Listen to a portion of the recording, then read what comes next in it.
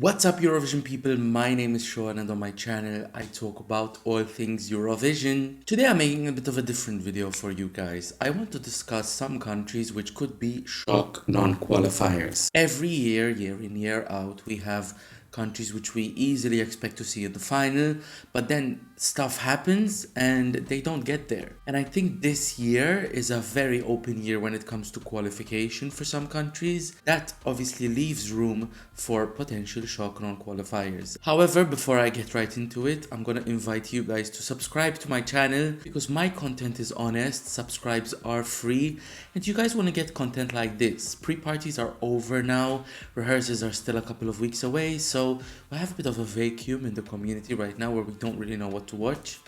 You can watch videos like this. Come and subscribe and come and follow me on all sorts of social media where we can interact about Eurovision further.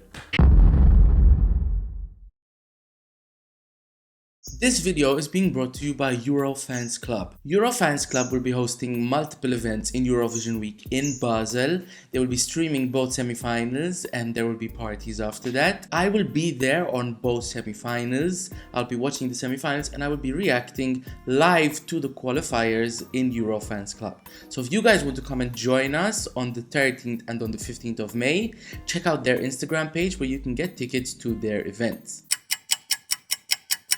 So before I start this video, I just want to clarify what counts as a shock non-qualifier in my view.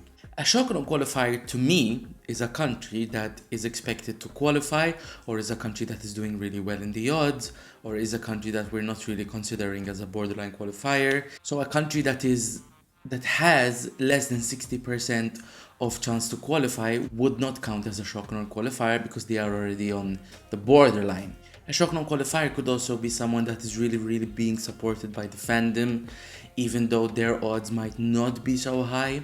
Or it could also be a country that typically has great track record, but it could just miss out in those 10 spaces. Let's start with semi-final 1. I think semi-final 1 has the opportunity to provide us with one or two of 3 countries that could shock non-qualify. I'm gonna mention 3 countries from semi-final 1. It doesn't mean I think we could see all of them being knocked out, but I think we could see 1 or 2 of them being left out from the 10 qualifiers. So just to support further this definition, I'm going to use this order for you guys to understand what counts as a shock non-qualifier. And the first country I'm going to talk about is Norway.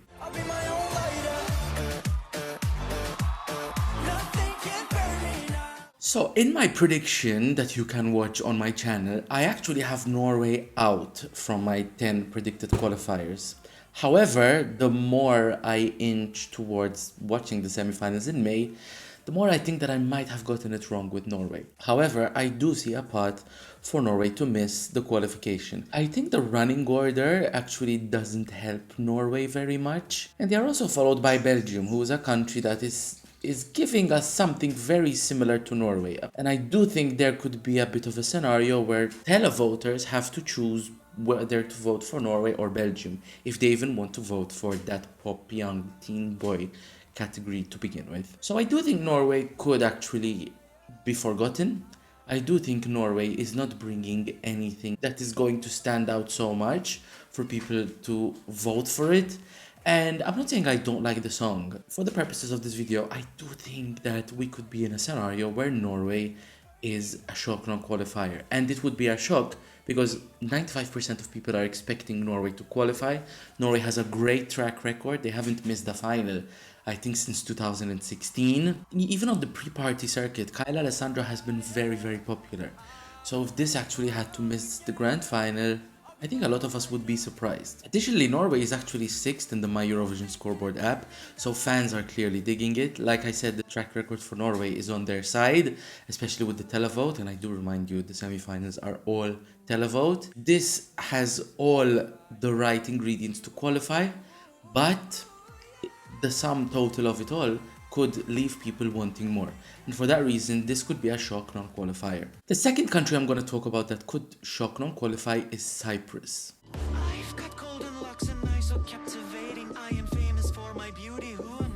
Going on my point for track record, Cyprus has an exceptional track record.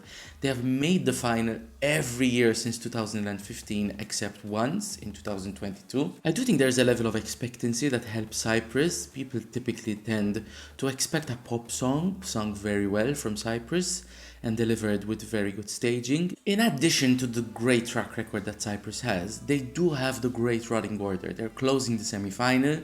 Semi-final closers typically tend to qualify every year, but we do have, once every 4 years, a semi-final closer that doesn't make it. It happened in 2021 with Denmark, it happened in 2000 and I think it was 17 with Latvia. It did happen in 2013 with Serbia and in 2009 with the Netherlands. So there is this pattern that once every 4 years, there is one semi-final closer that doesn't make the final. Is it gonna happen again this year? I think most people are expecting Cyprus to qualify off the track record and off the fact that they are closing the show. Sergio Hayen is staging this song. They have all the right ingredients to qualify for the final. I think the one thing that puts Cyprus in this video is the fans' reaction to the song, which has been very lukewarm. I personally don't like the song so much, if you ask me. And I do think that we've mentioned Norway before. This is competing for the same votes. I don't know how well sung it's gonna be, but it definitely falls in that category. When you give the people too much of something, they have to make a choice.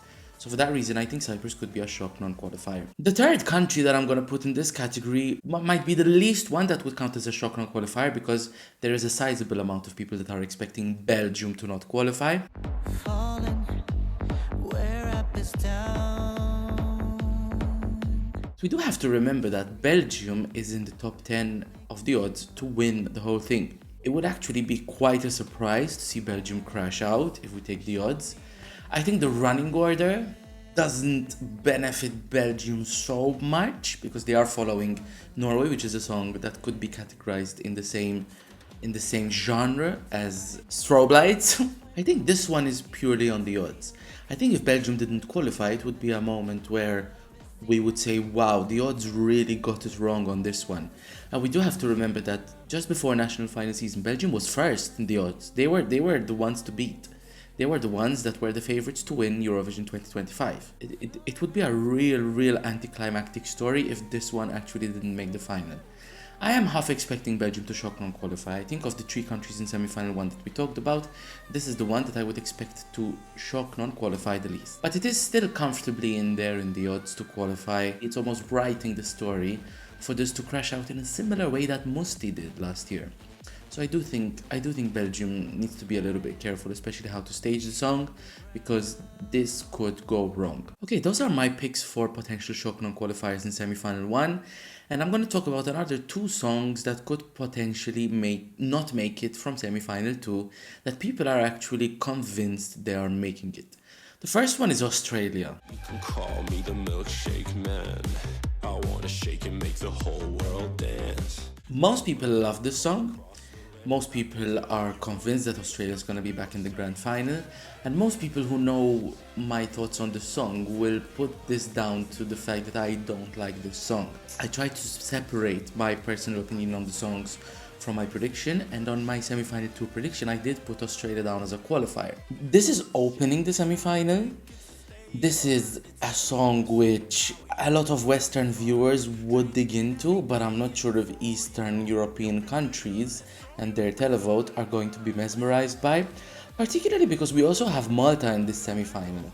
And I think if you want to go for that tongue-in-cheek, almost provocative entry, I think you would vote for Malta more than you would for Australia. Also because Malta comes later in the running order. Malta has a completely organic press narrative that a lot of people won't be able to escape from.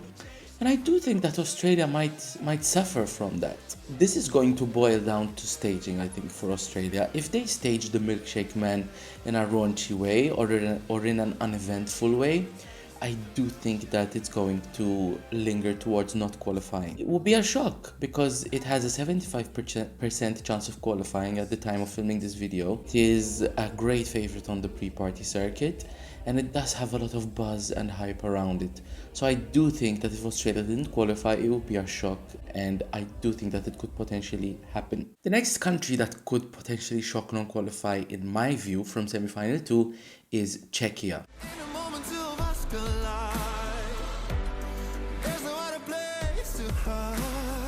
I think Czechia has a really good running order.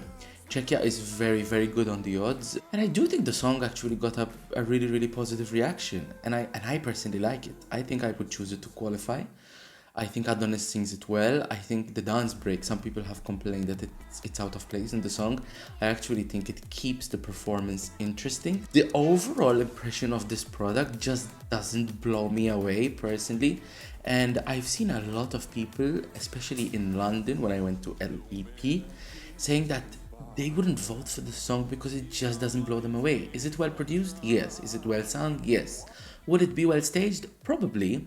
And Adonis is quite likable. For people to vote for an act, they have to be fully convinced, because that also means they're not voting for everyone else. And I'm not sure if Czechia could evoke that reaction within the televoters. I think this could just fall short into making that impression. You know, in the second half, we've got Malta, we've got Finland, we've got Denmark, we've also got Israel, who will probably get a lot of televote support. I think Czechia could just miss out. Like I said, I don't think that we're gonna get more than one shock non-qualifier in each semi. If we're gonna lose someone, I think it would be just one of them, not both. I think Czechia has a better chance because it's coming later in the show, it's also higher in the odds, and I think the song is just better. But like I said, the overall product just doesn't blow you away. It's not serving something that we've never seen before. So in the bombast that is semi-final 2, which has a ton of borderline qualifiers, I could see a scenario where Czechia becomes the shock non-qualifier. And like I said, it would be a shock because it's very high in the odds. It is expected to qualify, and it got a great reaction when it was released, and most people like the song. Those are my predictions for what could be some shock non-qualifiers from both of our semis. I want to know what you guys think. I want you to let me know your thoughts in the comments down below, whether you think any of these scenarios could possibly happen. And I'm really curious to see what you guys think overall is, who you guys think is qualifying overall from these semis. Check out my prediction videos if you haven't already, because I talk more at length about each country's chances of qualification over there. And while you're at it, don't forget to comment, subscribe to my channel, because my content is honest. Subscribes are free, and we want all the Eurovision content we can possibly get, because we do love Eurovision. As much as we hate to say it sometimes, we do love Eurovision. So come and subscribe, and come and follow me on all sorts of social media where we can take the conversation further. Thank you so much for watching. I will see you guys later. Bye bye.